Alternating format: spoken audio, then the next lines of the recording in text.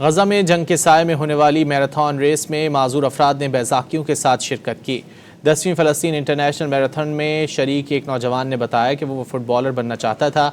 Israeli हमले में टांग से महरूम होने के बावजूद ख्वाबों के पीछे दौड़ना नहीं छोड़ा। मुंतज़मीन के मुताबिक मैराथन में 1900 से ज़ायद अफराद ने हिस्सा लिया। ये मैराथन जंग के बायस 2 साल बाद कराई गई।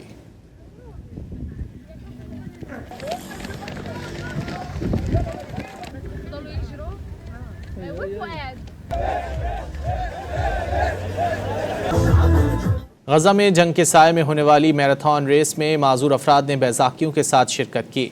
10वीं फ़लस्तीन इंटरनेशनल मैराथन में शरीक एक नौजवान ने बताया कि वो फुटबॉलर बनना चाहता था। इसराइली हमले में टांग से महरूम होने के बावजूद ख्वाबों के पीछे दौड़ना नहीं छोड़ा।